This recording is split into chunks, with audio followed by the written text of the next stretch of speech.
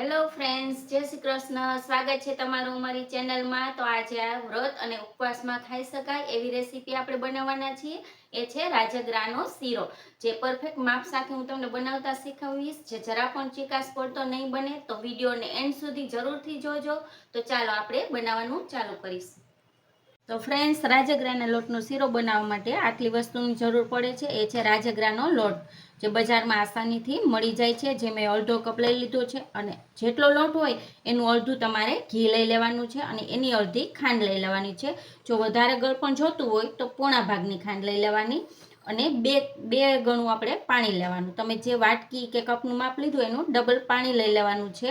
આ પાણીને આપણે ગરમ કરવા મૂકી દઈશું. એ શીરામાં યુઝ કરશું. તો ચાલો શીરો બનાવવાનું ચાલુ કરીશું. ફ્રેન્ડ્સ, શીરો બનાવવા માટે સૌથી પહેલાં તમારે એક વાસણ લઈ લેવાનું અને લોટનું ડબલ પાણી લઈ લેવાનું છે, જેને આપણે ગરમ કરવાનું છે. હવે ગેસની ફ્લેમ ચાલુ કરીશું અને પાણીને ગરમ કરવા મૂકી દઈશું. ત્યાં સુધીમાં આપણે લોટને શેકી લેવાનો છે. સૌથી પહેલાં આપણે જે ઘી લીધું છે એ કડાઈમાં નાખી દઈશું. ઘી ગરમ થાય એટલે લોટ એડ કરી દેવાનો છે. લોટને આ રીતે મીડિયમ ફ્લેમ ઉપર આપણે શેકવાનો છે. સરસ ડાર્ક બ્રાઉન કરવાનો છે. એ જ ખાસ મહત્વનું છે કે લોટને તમે જો નહીં સરખો શેકો તો તમારો શીરો ચીકણો બનશે. એટલે જ મેં કીધું કે વિડીયોને એન્ડ સુધી તમે જરૂરથી જોજો. તો આ રીતે ઘીથી એકદમ લોટ આવી રીતના થઈ જવો જોઈએ અને શેકવાનો છે આપણે મીડિયમ ફ્લેમ ઉપર.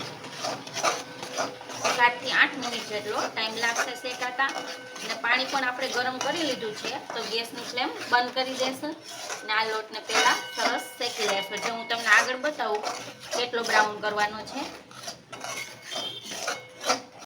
જો ફ્રેન્ડ્સ, તમે જોઈ શકો છો બદામી થઈ ગયો છે. હજી 1 મિનિટ આપણે શેકી લેશું જેથી થોડોક વધારે બ્રાઉન થઈ જાય.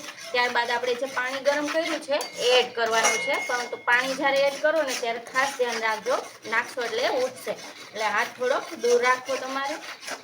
જોઈ શકો છો સરસ બ્રાઉન કલર એકદમ આવી ગયો છે. જેથી મીડિયમ ફ્લેમ ઉપર જ તમારે શેકવાનો. સરસ આવો કલર આવશે નહીં તો બળી જશે. તો લોટ સરસ શેકાઈ ગયો છે. હવે આપણે એમાં પાણી એડ કરી દઈશું.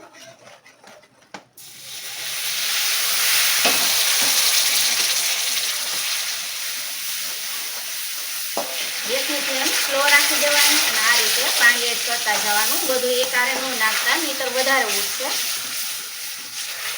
આપણે બધું જ પાણી એડ કરી દીધું છે. ગેસની ફ્લેમ સ્લો રાખી છે અને બધું સરસ મિક્સ કરી લેવાનું. પહેલાં આ રીતે લોટની પાણી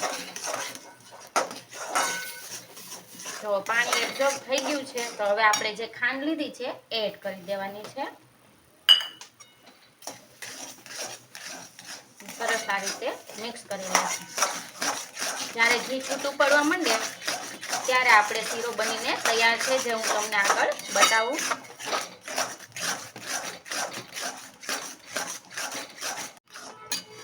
તો ફ્રેન્ડ્સ, તમે જોઈ શકો છો શીરો બનીને તૈયાર છે. થોડોક જાળી પડતો થઈ ગયો છે અને લોયાથી અલગ થઈ ગયો છે. ઘી થોડું દેખાવા માંડ્યું છે. હવે શીરો બનીને તૈયાર છે, તો ગેસની ફ્લેમ બંધ કરી દઈશું. ફ્રેન્ડ્સ, તમે જોઈ શકો છો આપણો શીરો કેટલો મસ્ત બન્યો છે. જો જરા પણ ચીકાશ પડતો શીરો નહીં બને. ઘી પણ જો અલગ છે, તો આપણો શીરો બનીને તૈયાર છે. તો સારું કરીશું. તો ફ્રેન્ડ્સ, શીરો તૈયાર છે. તો આમાં કંઈ પણ એલચી કે ડ્રાયફ્રૂટની જરૂર નથી. એમનો જ પણ મસ્ત ટેસ્ટ આવે છે. પરંતુ ગાર્નિશિંગ આપણે કરીશું જેથી દેખાવમાં સારો લાગે. તો એમાં બદામની કતરણ લઈ લીધી છે, એ હું એડ કરું છું. તો જોયું ને ફ્રેન્ડ્સ, કેવો ફટાફટ એકદમ સરસ શીરો બનીને તૈયાર થઈ જાય છે. તમને જો મારી આ રેસીપી ગમી હોય તો અમારા વિડીયોને લાઇક અને શેર કરી દેજો અને અમારી ચેનલને સબસ્ક્રાઈબ કરી દેજો. ફરી મળીશું નવા વિડીયોમાં.